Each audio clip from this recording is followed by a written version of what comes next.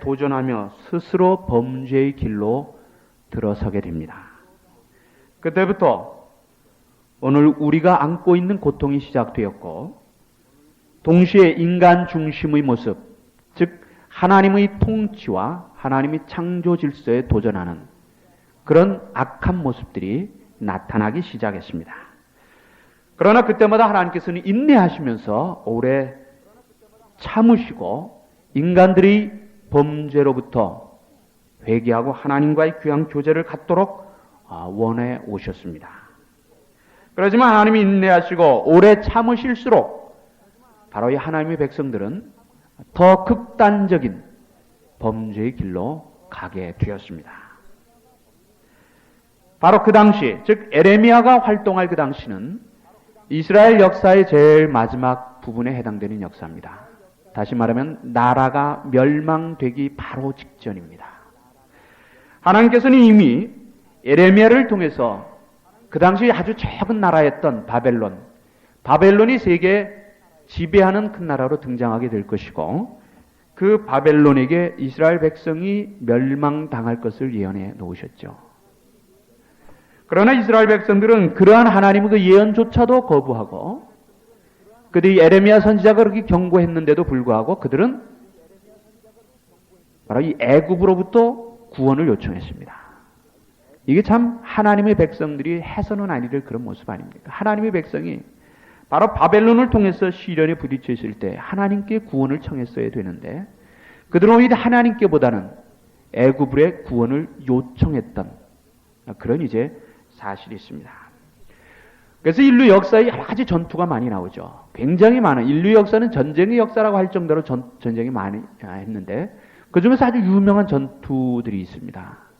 이 구약시대 때, 그러니까 이 당시에 라기스의 전투라고 하면은 굉장히 유명한 전투입니다. 그러니까 인류의 역사의 한 방향을 완전히 바꿔놓았던 그런 아주 유명한 전투인데, 바로 이 전투에는 네 나라가 관계가 되어 있었습니다. 그때가 바로 바벨론과 그 당시 세계를 지배하고 있었던 아수르, 그 다음에 하나님이 선택된 민족들이었던 이스라엘과 그 다음에 애굽, 이렇게 해서 네 나라가 이 라기스라고 하는 전투에 관계가 되어 있습니다. 거기서 아수르는 바벨론에 멸망당하고 바벨론이 세계를 지배하는 세계 역사의 무대에 등장하고, 그 등장함과 동시에 하나님이 바벨론을 들어서 이스라엘을 아주 철저하게 무섭게 징계했던 그런 사실을 우리가 보게 됩니다. 지금도 영국 런던에 있는 대형 박물관에 가면은 그 당시 그 라기스의 편지라고 하는 라기스 전투의 당시 상황을 자세하게 기록했던 그 문서들이 지금까지도 보관이 되어져 있습니다. 아주 굉장히 중요한 문서입니다. 어쨌든 하나님께서 하나님의 백성들이 하나님의 통치를 거부했을 때, 그리고 범죄의 길로 향했을 때 하나님은 그들을 무섭게 징계하시는데, 그렇게 징계하시면서도 그 하나님의 이스라엘 백성들을 향한 그 간절한 교제를 우리는 나타내 보이셨다는 말입니다. 그것이 바로 에레미야 29장 11절 말입니다. 나 여호와 말하노라, 너희를 향한 나의 생각은 내가 하나니 재앙이 아니요 평안이고 그리고 장래의 소망을 주려는 것이라. 나라가 지금 바벨론에게 멸망당하기 바로 직전인데도 하나님은 징계와 동시에 이런 소망의 말씀을 주셨다는 겁니다. 하나님은 하나님의 백성들에게 복 주시기를 원합니다. 평안과 소망을 주시기를 원합니다. 그런데 여기 하나님은 원칙을 정해 놓으셨습니다. 무조건이 아니죠. 그 원칙을 우리는 율법이라고 부릅니다. 바로 율법을 하나님이 우리들에게 주신 목적은 우리의 평강과 소망과 우리의 필요한 모든 축복을 허락하시기 위한 문으로 사용하시기 위해서 율법을 허락하셨죠. 그런데 이스라엘 백성들, 하나님의 백성들이 율법을 거절함으로써 하나님께서도 하나님의 백성을 버리셨다고 말합니다. 그렇기 때문에 율법이라고 하는 것은 우리로 하여금 얽매기 위해서 주신 것이 아니라, 우리 삶을 제한하기 위해서 주신 것이 아니라 바로 우리들에게 축복을 주시기 원하는 그 하나님의 마음을 담고 있는 것이 바로 이 율법이라고 하는 것을 우리는 꼭 기억을 합니다. 우리가 반드시 기억해야 될 사항이 하나 가지 있는데, 그것은 하나님이 비록 하나님의 백성을 징계하신다 할지라도 그 징계까지도 우리는 하나님이 은혜요 사랑이요 관심이라는 것을 우리는 기억을 해야 합니다. 하나님이 비록 이스라엘 백성, 하나님의 백성을 징계하신다 하더라도 끝이 하나님의 사랑의 표현이라는 것을 우리가 안다면 바로 징계도 우리는 은혜로 받아들일 수 있다는 말입니다. 레위기는 하나님께 온전한 제사를 드리기 위한 모든 법칙을, 원칙을 알려주고 있는 성경입니다. 다시 말하면 제사법을 기록하고 있죠. 물론 구약의 모든 제사는 예수 그리스도를 상징하고 있는 하나의 제도입니다. 하나님께서는 단 한 번 십자가의 구속 사건을 위해서 수천 년 동안 셀 수 없이 많은 제사를 통해서 그 의미를 깨닫게 하십니다. 한 번의 십자가의 사건을 위해서 수천 년 동안 반복되는 제사의 제도, 수천 년 동안 수만 번 반복되었던 그 제사가 바로 한 번의 십자가의 사건을 의미한다면 여러분, 이 십자가의 사건이 얼마나 귀합니까? 이 한 번을 위해서 하나님은 수천 년 동안 그런 상징적인 제사의 제도를 견지하도록 하셨다는 말입니다. 십자가가 놀랍다고 하는, 십자가가 귀하다고 하는 이유가 바로 이것이죠. 이 제사 제도도 결국은 하나님께서 하나님의 백성과 만나 교제하기를 원하시는 하나님의 간절한 마음이 담겨져 있는 제도입니다. 하나님 통해서 하나님의 백성과 만나시기 원하셨다는 것. 바로 이 제사가 예수 그리스도의 십자가를 상징한다면 오늘날도 마찬가지죠. 하나님은 그리스도 예수를 통해서 우리 인간과 교제하기를 원하신다는 말입니다. 우리는 예수 그리스도를 통해서 하나님과 만날 수 있고 예수 그리스도를 통해서 하나님과의 교제를 이룰 수 있다는 것을 우리는 기억을 해야 합니다. 오늘 봉독해 드린 본문에 보면 제사의 법중 이 번제에 대해서 나옵니다. 성막에 들어가면 제일 앞에 제단이 있는데 바로 그 제단에 24시간 불을 피워놓아야 하는 법칙이 있었습니다. 한순간도 그 불이 꺼져서는 안 됩니다. 1년 365일 어느 순간에도 불이 꺼져서는 아니 되도록 하나님이 명령하십니다. 지금처럼 불을 씻고 간단하게 얻을 수 있는 그때가 아니죠. 지금부터 약 3,500년 전입니다. 정말 불씨 하나로 불을 정말 힘들고 어렵게 구해야 되는 그때 24시간 단위에 불을 지펴놓으라고 하신 그 하나님의 말씀은 어떻게 보면 이스라엘 백성들을 상당히 번거롭게 하는 조치라고도 볼 수 있죠. 그러나 그게 아니란 말입니다. 이러한 법 24시간 동안 불을 꺼뜨리지 말아라 하는 것은 하나님의 백성들을 번거롭게 하기 위한 것이 아니라 그것까지도 하나님의 백성과 계속 교제를 원하시는 하나님이 간절한 심정을 담고 있다. 이렇게 우리가 봐야 합니다. 출애굽기 29장 42절에 보면 너희가 내 앞에 드릴 번제라 내가 거기서 즉 24시간 불이 지펴있는 그 단 앞에서 너희를 만나 내가 거기에 너희에게 말하리라.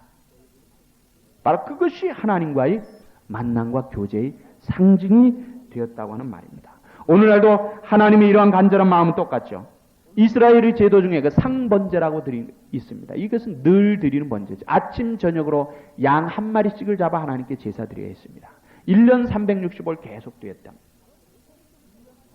이 제사는 바로 제사를 통해서 하나님의 백성이 하나님을 만난다고 하는 하나님과의 교제가 이루어진다고 하는 면에서 봤을 때 하나님이 그렇게 명령하신 것은 바로 얼마나 하나님이 인간과 하나님의 백성과 교제하기를 원하고 계시느냐는 것을 우리는 거기서 볼 수 있어야 합니다. 하나님의 사랑이죠. 하나님의 은혜죠. 그러나 우리 인간은 이러한 재물이 없이는 하나님 앞에 나갈 수가 없었어요. 왜 그렇습니까? 하나님은 너무나 거룩하시고 우리 인간은 너무나 추악한 죄인이기 때문입니다. 우리가 흔히 성령 충만함을 받는다고 말하죠. 성령 충만함을 받는다는 것을 제일 먼저 나타나는 것이 뭡니까? 여러 가지로 말할 수 있지만 죄와 거룩의 의미를 깨닫는 거예요. 우리가 성령이 우리 마음을 사로잡기 전에는 죄가 얼마나 무섭고 거룩이 얼마나 귀하다는 것을 알지 못하지만 성령이 우리 마음을 사로잡을 때 정말 내가 얼마나 추악한 죄인이라는 것을 알게 된다는 말입니다. 상대적으로 나타난다는 거예요. 누가복음 6장에 보면 베드로가 예수님을 처음 만나죠. 갈릴리 호수에서 만난 다음에 예수님이 그 고기를 많이 잡게 한 기적 앞에 그는 굴복하고 이렇게 고백합니다. 주여 나를 떠나소서 나는 죄인이로소이다. 그럼 베드로가 무슨 그렇게 죄를 많이 지었을까요? 그 당시에 아침에 일어나서 그 그래서 바다에 나가서 고기 잡아서 저녁 때 들어와서 자기 가족들하고 살던 그런 평범한 삶이었을 텐데 그게 무슨 베드로가 그렇게 큰 범죄를 했다고 거기서 제일 먼저 그런 고백을 했을까?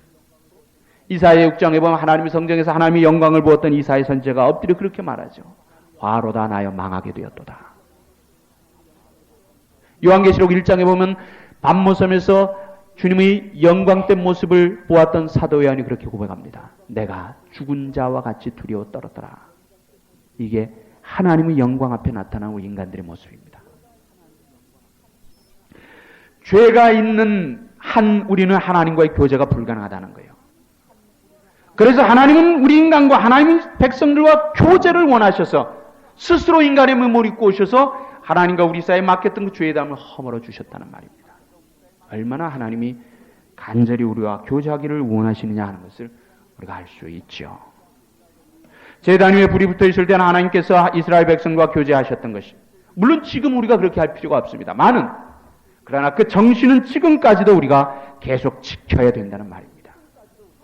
우리가 분명히 기억해야 되는 것은 하나님은 이 시간도 우리 하나님의 백성들과 만나서 진정한 아름다운 교제를 원하신다고 하는 사실을 우리는 한순간도 잊어서는 안 된다는 말입니다.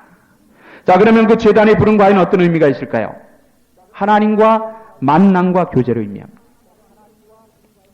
인간이 하나님을 만난다고 하는 것, 그리고 피조물인 우리가 창조주 하나님과 교제한다고 하는 것은 우리 인간이 세상을 살아가면서 할 수 있는 모든 행동 중에 가장 가치 있고 귀한 행동임을 우리는 알아야 합니다. 이것보다 더 귀한 행동이 없죠. 아모스 4장 12절에 보면 이렇게 말씀합니다. 이스라엘아 내 하나님 만나기를 예비하라. 하나님 만나는 것은 우리 인간의 최대 행복이라고 하는 거예요. 이 불이, 제단 위의 불이 계속 타오르고 있는 한 하나님과 하나님의 백성과의 그 아름다운 교제의 관계가 지속될 수 있었다는 말입니다. 하나님 편에서. 그 다음에 또 한 가지 의미는 바로 이 불이 타고 있는 한 끊임없는 이스라엘 백성들이 하나님을 향한 그 충성과 봉사와 헌신의 의미가 지속된다는 말입니다. 이 불을 태움으로 인해서 하나님의 명령에 순종하고 우리의 모든 것을 하나님께 드리겠습니다 하는 그런 의미가 바로 이 불 속에 담겨져 있다는 말입니다.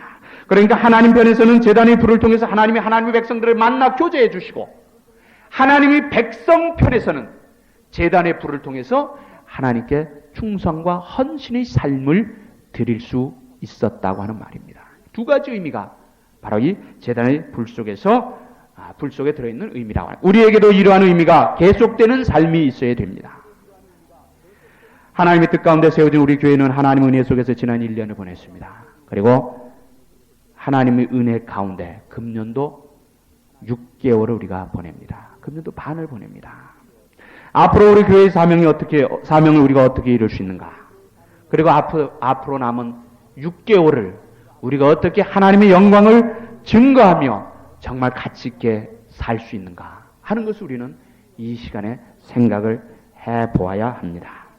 우리 성도들 한 사람 한 사람에게는 하나님과 만남과 교제의 불, 하나님과 만나서 교제할 수 있는 그런 불이 있어야 되고 끊임없이 헌신과 충성과 봉사의 불이 우리 삶 속에 심령 속에 계속 타올라야 된다는 말입니다.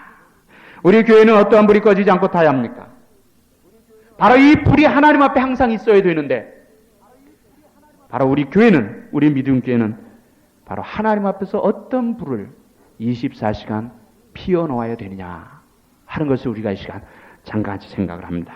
첫째, 우리는 말씀의 불이 꺼져서는 안 됩니다. 우리 교회 재단에서 말씀의 불이 꺼지면 안 됩니다. 여러분, 말씀의 불이 꺼졌다는 것은 무엇을 의미합니까? 복음이 죽었다는 거예요. 다시 말하면 복음의 생명이 죽었다고 하는 겁니다. 사도행전 20장 32절에 보면은 바울이 에베소 교회의 장로들과 이별하면서 고별 설교한 내용이 거기 나옵니다. 거기서 그렇게 말하죠. 지금 내가 너희를 주와 및 그 은혜의 말씀께 부탁하노니 그 말씀이 너희를 등이 든든히 세우사. 말씀이 우리를 든든히 세울 수 있다고 하는 말입니다. 말씀 없이 우리가 바른 신앙을 생활한다는 것은 불가능합니다. 그건 거짓이에요.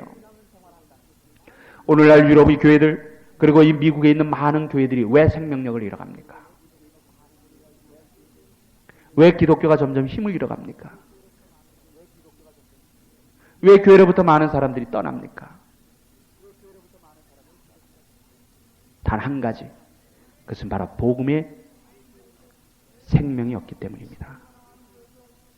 아, 목사님 지금 얼마나 많은 교회에서 매주 설교가 이루어지고 얼마나 많은 선교사님이 나가서 복음을 전하고 지금도 얼마나 많은 기독교 방송과 기독교 서적들이 난무합니다.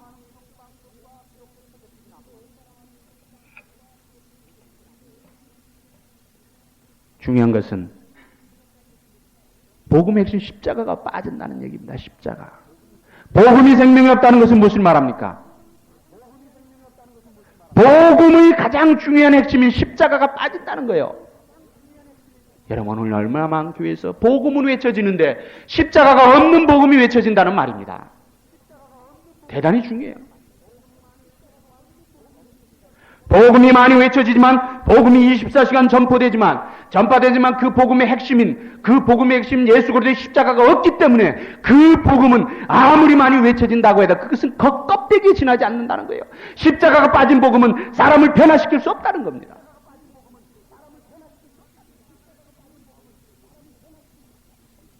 바울은 평생 복음을 전하면서 그리스도의 십자가 외에는 전하지 않았던 것을 봅니다. 여러분 바울이 얼마나 학문이 많았던 사람이에요.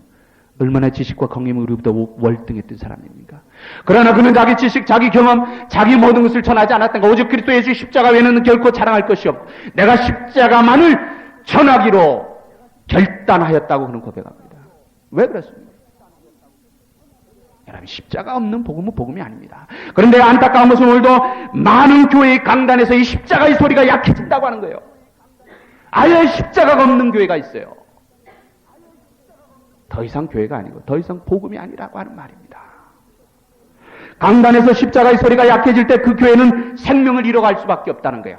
그 다음에 강단에서 나오는 십자가의 소리에 관심이 없어질 때 그 성도는 이미 병들어가고 있다고 하는 사실입니다. 여러분 십자가가 빠져서는 안 돼요. 예수님이 나의 십자가 못 박혀 죽으시고 그것 때문에 내가 그 속에 은총 속에 하늘의 영광된 소망을 바라보고 살아간다고 하는 이 복음의 핵심 내용이 우리의 삶의 정신적인 지주가 되어야 된다는 거예요. 우리 밑바탕이 되어야 된다는 거예요. 그런데도 오늘날 얼마나 많은 사람들이 십자가의 소리에 귀를 기울이지 않습니다. 전에 제가 한번 드렸죠. 서울에서 어떤 큰 교회에서 목사님을 청빙하는데 청빙위원회에서 조건을 걸었어요. 목사님, 우리 교회 오셔서는 절대로 죄와 회개에 대해서 말씀하지 마십시오. 죄와 회개에 대해서 말하지 말라는 거예요. 목사에게. 그렇게 말한 그 교회도 문제지만 그런 조건을 수락하고 간 그 목사님도 문제죠. 목사가 십자가 빼놓고 무슨 얘기합니까? 목사가 죄와 구속을 빼놓고 무슨 얘기를 하냐 말이에요. 저번에 우리 장례김 열 때 우리 김창희 목사님 저에게 3가지 주시고 목사에게 준 3가지 제가 기억합니다. 같은 말을 반복한다. 그죠? 1000번, 10,000번 들어도 내 마음에 부딪힐 수 있는 것이 바로 예수 그리스도의 십자가라고 하는 말이에요. 그런데 이것으로부터 멀어진다면 그 죽은 생명이죠. 그런데 오늘날 많은 강단에서 십자가의 소리가 약해져 가고 있어요. 안 합니다. 십자가의 소리를 안 하려고 해요.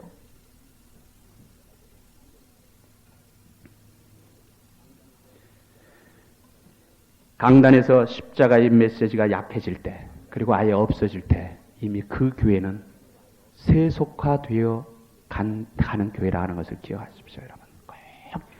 대단히 중요합니다.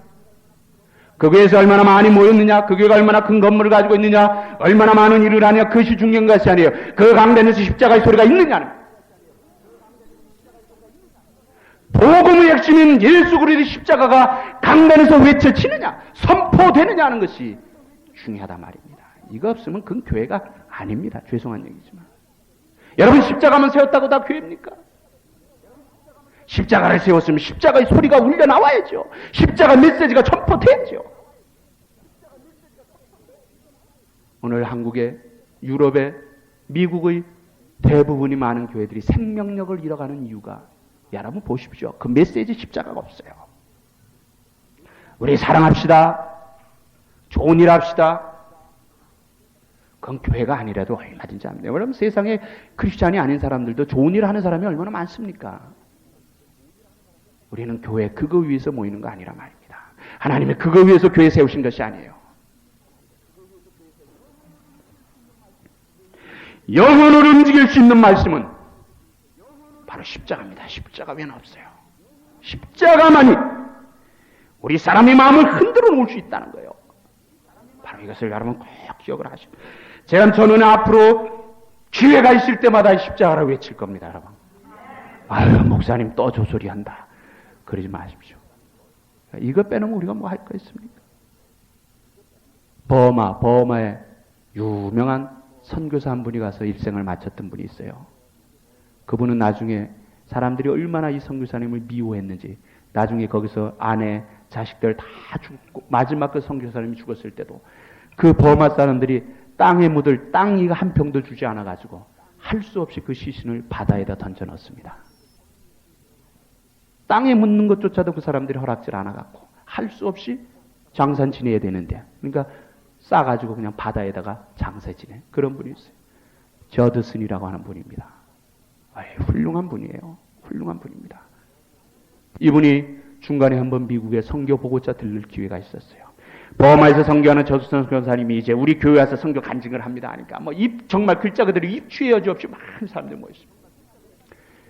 정말 생생한, 정말 익사이팅한 그런 선교의 보고를 기대하고 모였습니다. 그런데 이 선교사님은 아무런 선교에 관계된 얘기하지 않으시고 십자가만 말씀하시다 내려갔습니다. 주님이 나와 여러분을 위해 죽으셨습니다.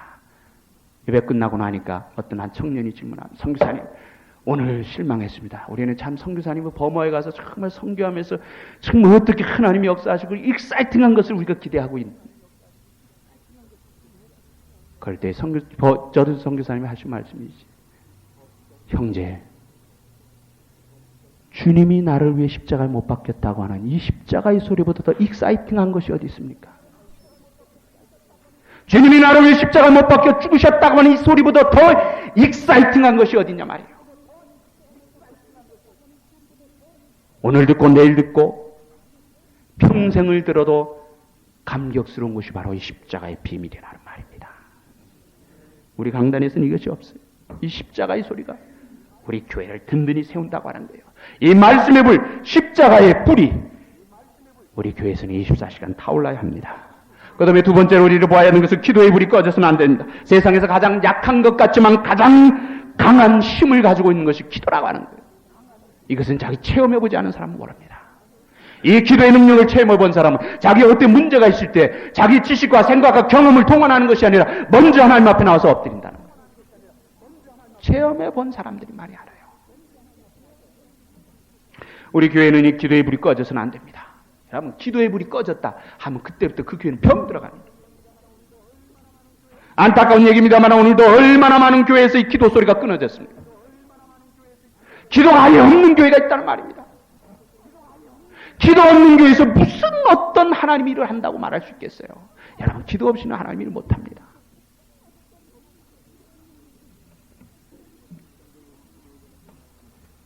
성경에 보면 기도에 대한 교훈이 얼마나 많이 나옵니까? 기도는 하늘 문을 여는 열쇠와 같다고. 말씀이 우리 교회를 든든히 세우고 분별력 있게 한다면 기도는 우리로 하여금 영적인 그런 충만한 상태에 이르게 한다는 말입니다. 말씀과 기도 필요해요. 디모데전서 4장 5절에 보면 기도와 말씀으로 우리가 거룩해진다고 했고, 마태복음 26장 41절에 보면은 너희가 시험에 들지 않기 위하여 깨어 기도하라 그랬습니다. 사무엘상 12장 23절에 보면 사무엘이 말해야 합니다. 나는 너희를 위하여 기도하기를 쉬는 죄를 결단코 여호와 앞에 범하지 않겠다고 했어요. 무엇을 말합니까?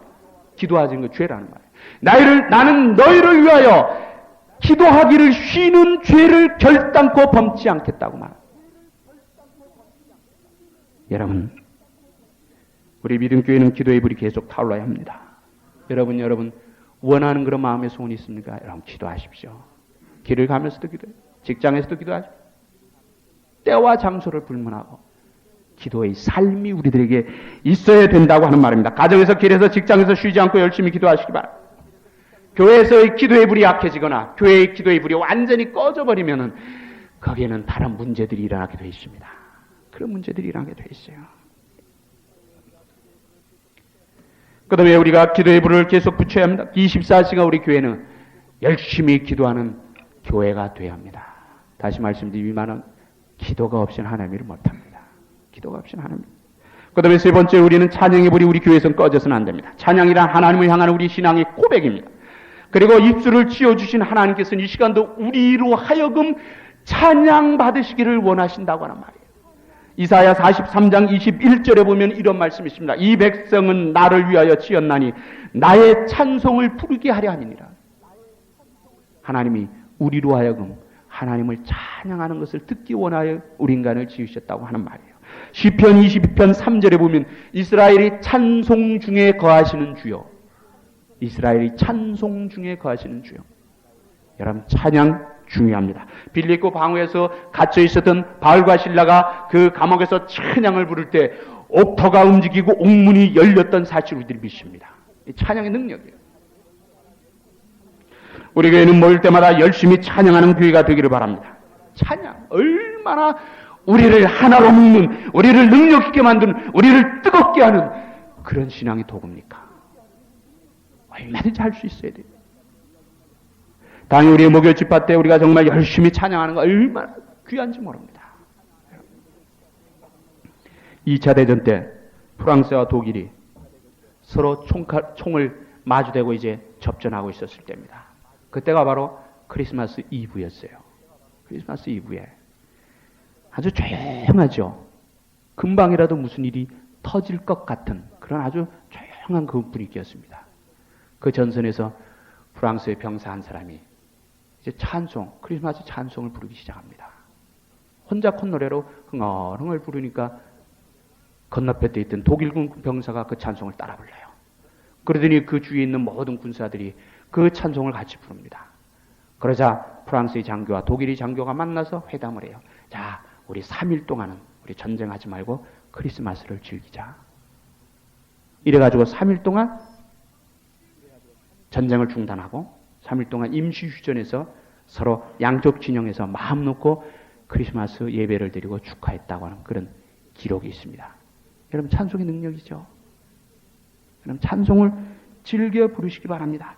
우리가 이 천국 가면 이 모든 세상 다 끝나죠. 근데 세상에서 하던 것 한 가지 가져가는 게 있습니다. 찬양입니다. 여러분, 계시록 보세요. 날마다 모여서 하나님을 찬양하지 않습니다. 면류관을 벗어 보좌 앞에 던지며 찬양하여 가라되. 찬양. 바로 이 세상이 아니라 천국 가서 우리가 할 거예요. 이 세상에서 찬양하는 것은 천국 가서 우리들이 찬양할 것 지금 연습하는 거라고 아닙니다.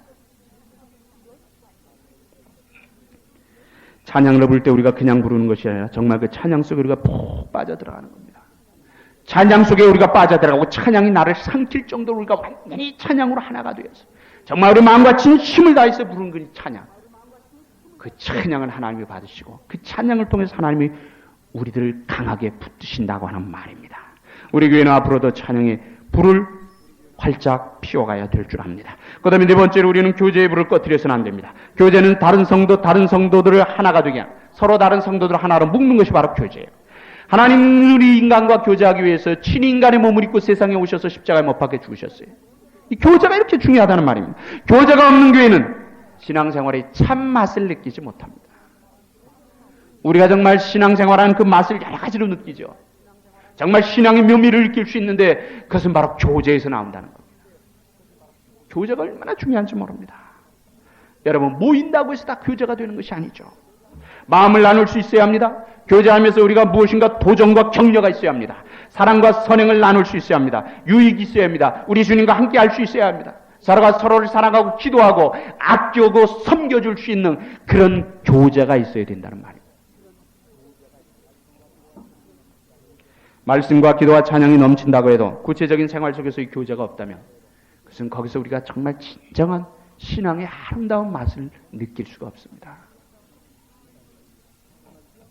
지금까지 우리는 정말 귀한 교제를 나누는데 앞으로 우리는 교제의 불을 더 피워야 합니다. 더 정말 우리가 하나가 되어야 돼요.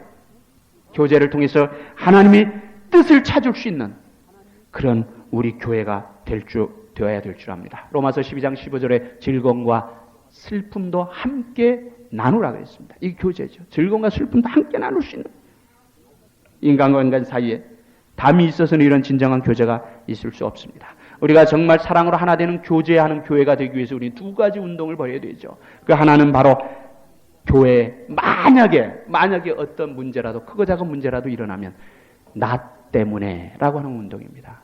내가 더 기도하지 못했고 내가 더 사랑하지 못했기 때문에 이런 문제가 일어났구나. 이렇게 먼저 생각을 하자는 거예요. 우리 모두가. 그 다음에 또 한 가지 운동이 있어요. 봉사할 일, 섬겨야 할 일이 있으면 내가 먼저입니다. 문제가 생겼을 때 내가 더 기도하지 못하고 내가 더 사랑하지 못하고 내가 더 섬기지 못했기 때문에 이 문제가 일어났구나. 그렇게 생각을 하고 할 일이 있을 때는 남보다도 내가 먼저 하겠다고 하는 그런 운동, 두 가지 운동만 벌인다면 우리 교회가 지금보다 더 아름답게 하나님의 뜻을 이루어 갈 수 있을 줄 압니다.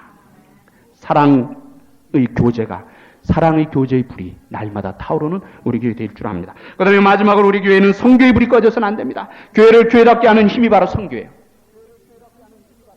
어떤 분들은 극단적인 얘기를 하고 반론을 제기할지 모르지만 여러분, 복음을 전하지 않는 교회는 교회가 아닙니다. 여러분 꼭 기억을 하세요.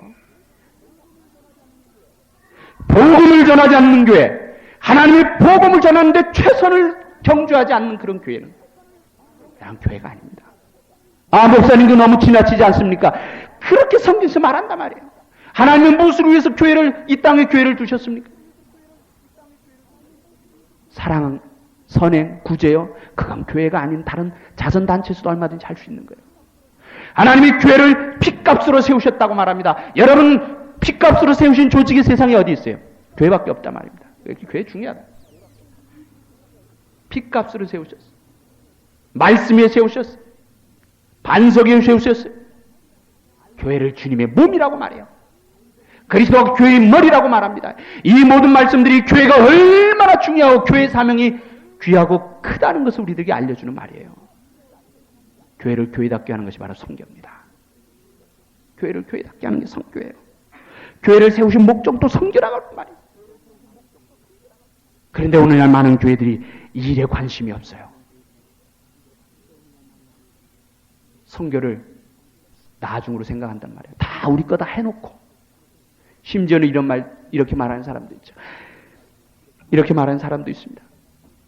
이 미국 땅에도 우리 주위에도 할 일이 많은데 외국까지 선교사를 보내고. 그건 여러분 그럴듯한 말 같지만 전혀 설득력이 없는 말입니다. 100년 전에 150년 전에 카나다, 영국, 미국의 선교사들이 한국에 올 때 그때 미국이 할 일이 없었을까요? 미국에는 정말 할 일을 다 해놓고 이제 우리 할 것이 없으니까 어떡하나 큰일 났다. 그래갖고 한국에 선교사 보냈습니까? 말이 안 되는 얘기예요. 여기를 복음하는 사명도 우리에게 있지만 아직도 복음을 듣지 못하고 죽어가는 사람들이 얼마나 많니? 여러분 미국 땅에 살면서 한국 땅에 살면서 예수 소리 못 들어본 사람이 어디 있습니까? 교회 모르는 사람이 어디 있어요? 하나님 소리 못 들어본 사람이 어디 있습니까? 십자가 소리 모르는 사람이 어디 있어요? 십자가 못 본 사람이 어디 있습니까? 복음 속에서 죽어가지만 예수 십자가 소리, 교회 소리 한마디 들어보지 못하고 지금도 죽어가는 영혼들이 얼마나 많은지 모른단 말이에요. 그들에 향한 책임 우리들에게 있다는 얘기예요. 전에 LA 있을 때 어떤 목사님 한 분을 딱 만나서요. 그 얘기를 했더니 제가 선교지에서 사역하다 이렇게 왔다 그러니까 요새 교회들이요 다 일을 거꾸로 해요. 미국에도 할 일이 많은데 무슨 선교입니까? 목사님이 그러더라. 목사님. 얼마나 속이 뜨거워지는데도 그래도 제가 절제했습니다. 여러분 미국에도 할 일 많은데 그럼 미국에 있는 일을 다 하고 언제 우리가 선교합니까? 주님 오실 때까지 미국의 일이 다 끝날 수 있을 것 같아요. 동시에 하는 겁니다. 동시에. 예? 여기는 여기대로 우리가 기도하면서 할 필요가 있을 때 하는 거고 예? 그 사역은 그 사역대로 동시에 하는 거란 말이에요.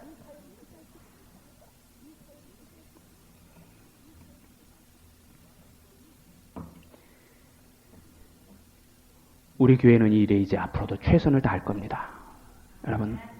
여러분 오늘 인도의 배영희 선교사님 그 선교 편지를 읽어보시면 아시겠지만 그 편지에 그렇게 써 있어요. 지금 선교사님이 그 사역지를 저번에 결정했지 않습니까? 그래서 옮겨가서 지금 사역을 하는데 그 지역, 그 히말찬이라 그래요. 히말찬이라고 하는 그 지역에는 얼마나 그 힌두교의 세력이 센지 거기는 선교사들조차도 포기한 지역이라고 합니다.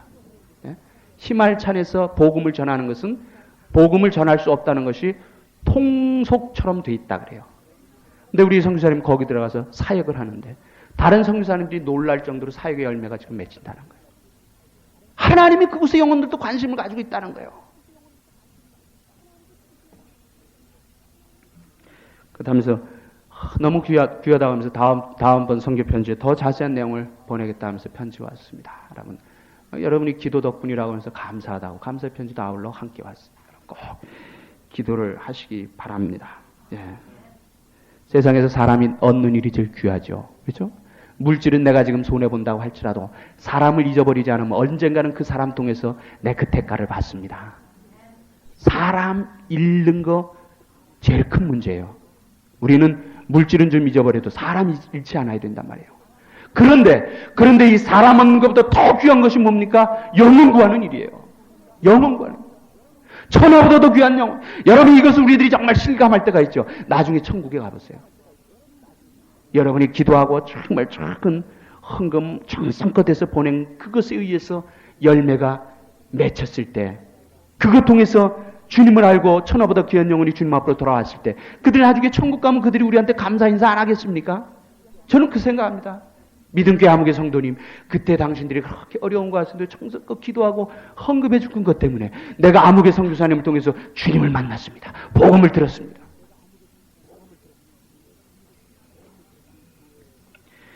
우리 교회만 선교에 초점을 맞추는 것이 아니라 여러분이 삶도 이 선교에 초점을 맞추시기 바랍니다. 꼭 그걸 위해서 내가 산다. 선교를 위해서 내가 비즈니스 한다. 선교를 위해서 내 일을 한다. 선교에서 내가 하나님 거기 축복 주시죠. 꼭 그렇게 하시기 바랍니다. 여러분 복음 전하는 것은 주님 오실 때까지 계속돼야 합니다. 우리는 이제 이 일에 우리 최선을 다해야 될 줄 압니다. 주님이 나에게 관심을 가지신 것처럼 지금 아직도 복음을 듣지 못한 다른 수많은 영혼들에게 관심을 가지고 계신다는 사실 우리가 안다면 우리가 어떻게 선교에 게으를 수가 있습니까? 제단의 불은 24시간 꺼지지 않고 타올라야 합니다. 우리는 지금 제단에 불을 필 필요는 없지만 그 정신을 우리가 지켜야 된다는 말이죠. 우리에게는 말씀의 불이 타올라야 합니다. 기도의 불이 타올라야 합니다. 찬양의 불이 타올라야 합니다. 교제의 불이 타올라야 합니다. 그리고 선교의 불이 타올라야 합니다. 24시간 주님 오시는 그날까지 주님 앞에 가는 그 시간까지 우리 불을 지켜야 될 줄 압니다. 우리가 지키려고 노력할 때 하나님 우리에게 지킬 수 있는 힘을 주신다고 하는 말입니다. 이제 1년의 반이 지나갑니다. 나머지 6개월도 우리는 정말 이러한 뜨거운 불, 이 귀한 불, 그래서 하나님께 영광 돌리고 우리 교회에 복이 되고 여러분의 가정과 심령과 사업과 자녀들 위해 하나님 예배하신 하늘의 놀라운 축복이 넘치기를 주님의 이름으로 축원합니다. 기도드리겠습니다.